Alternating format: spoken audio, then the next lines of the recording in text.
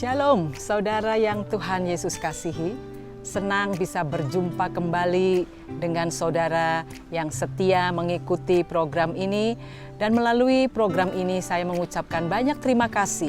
Saudara yang sudah berpartisipasi, saudara yang sudah membagikan program ini mungkin kepada saudara, keluarga, teman-teman yang lain. Kiranya program ini memberkati kita semua. Saudara yang Tuhan Yesus kasihi, jangan lupa ketika Anda sudah mendengarkan program ini, berikan like dan juga subscribe supaya saudara bisa mendapat notif dari program ini setiap minggu. Nah saudara, kita akan masuk dalam renungan firman Tuhan pada hari ini. Pada program kali ini, saya akan memberikan satu tema, yaitu Giving My Best. Saudara, saya akan mengajak saudara ke satu pesta perkawinan, di mana pesta perkawinan itu dihadiri oleh Yesus dan murid-muridnya. Juga keluarga Yesus hadir di sana. Saudara yang Tuhan Yesus kasihi, apa yang terjadi di dalam pesta perkawinan adalah satu sukacita besar. Di sana kita bisa mendapatkan teman yang banyak, bertemu dengan sanak saudara. Di situ juga kita bisa menikmati makanan yang enak-enak, minuman yang lezat, dan juga kita bisa mengekspresikan kegembiraan kita karena pernikahan tersebut adalah satu hal yang berbahagia bagi orang yang mengundang kita. Saudara yang Tuhan Yesus kasihi, tetapi apa yang terjadi ketika di tengah-tengah pesta ada satu insiden yang kecil tapi sangat berarti, yaitu ketika makanan atau minuman kurang. Ketika pada waktu itu pelayan-pelayan pesta ataupun juga semua yang hadir di situ terkejut dengan satu keadaan bahwa minuman yang ada di pesta habis. Nah saudara, demikian yang terjadi ketika Yesus menghadiri pesta di Kana pada waktu itu. Ibunya melaporkan kepada Yesus bahwa yang mengadakan pesta saat itu sedang kehabisan air anggur.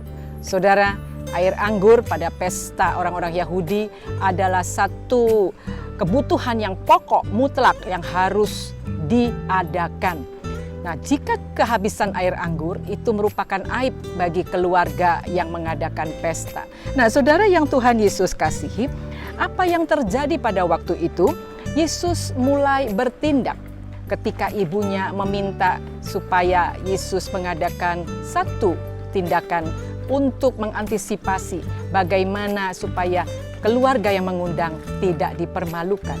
Saudara, pada waktu itu Yesus menyuruh pelayan-pelayannya untuk mengambil air dan diisi ke dalam tempayan untuk pencuci kaki. Nah saudara, kita melihat setelah air anggur itu, air yang diberikan dimasukkan oleh pelayan ke dalam tempayan, dan Yesus meminta pelayan-pelayan mencicipinya. Dan pelayan memberikannya kepada kepala pesta. Dan kepala pesta itu kaget. Dia katakan, kok anggur ini lebih baik dari anggur yang sudah diminum pertama pesta diadakan. Lalu pemimpin pesta ini mengatakan kepada pemilik yang mengundang, yang mengadakan pesta, dia katakan, kok aneh, seharusnya tuan rumah menyediakan anggur yang enak dulu. Baru setelah tamu puas minum, anggur yang kurang enak dihidangkan. Tetapi engkau terbalik, anggur yang tidak enak engkau hidangkan, yang terakhir dihidangkan yang paling enak. Saudara yang Tuhan Yesus kasihi, kita melihat di sini di dalam Injil Yohanes 2 ayat 9 sampai 10, reaksi pemimpin pesta yang terkaget-kaget ketika dia menikmati anggur yang sudah dijadikan oleh Tuhan Yesus dari air yang ditaruh di tempat pencuci kaki. Nah saudara, ayat 9 mengatakan demikian. Setelah pemimpin pesta itu mengecap air yang telah menjadi anggur itu, dan ia tidak tahu dari mana datangnya. Tetapi pelayan-pelayan yang mencedok air itu mengetahuinya, ia memanggil mempelai laki-laki. dan berkata kepadanya, setiap orang menghidangkan anggur yang baik dahulu, dan sesudah orang puas minum, barulah yang kurang baik. Akan tetapi engkau menyimpan anggur yang baik sampai sekarang. Saudara yang Tuhan Yesus kasihi, mengapa Yesus tidak membuat rasa anggur yang paling tidak sama dengan anggur yang pertama diminum para tamu? Kenapa Yesus tidak membuat rasa anggur yang sama atau dengan standar yang sama mutunya? Kenyataannya Yesus membuat standar yang lebih baik lagi dari mutu yang disediakan oleh tuan rumah. Saya ingin katakan kepada saudara yang Tuhan Yesus kasihi, bahwa pekerjaan Allah itu tidak pernah bisa diselami oleh pikiran manusia. Yang harus kita ketahui dan kita pahami betul bahwa saudara, karena Allah begitu mengasihi manusia, maka Dia selalu ingin memberi yang terbaik menurut caranya, bukan cara manusia. Oleh sebab itu, Dia menjadikan air menjadi anggur yang terbaik. Saudara yang Tuhan Yesus kasihi, inilah sifat Allah kita. Saudara, saya ingin memberikan satu cerita dan ini benar-benar terjadi. Ada seorang raja di satu negara, ya saudara. Raja ini hobi bermain golf. Pada satu hari dia mengundang pelatih golf terkenal untuk bermain bersama dia dan diundang ke rumahnya. Rumahnya juga dipenuhi dengan lapangan golf. Lalu pelatih golf yang terkenal ini terkagum-kagum melihat kekayaan raja ini. Mereka berlatih dan pelatih ini memberikan pelatihan trik-trik bermain golf dengan baik kepada raja ini. Saudara yang Tuhan Yesus kasihi, setelah berjalan beberapa lama, akhirnya pelatih golf ini pulang ke negaranya. Dan saudara, raja ini berkata, terima kasih, nanti suatu saat saya akan memberikan tanda terima kasih berupa hadiah kepada Anda yang sudah membantu saya dengan sabar melatih bermain golf. Nah saudara, di dalam pikiran pelatih golf ini, dia berpikir karena ini raja, orang yang kaya, pastilah orang ini akan memberikan kepada saya satu benda yang mewah.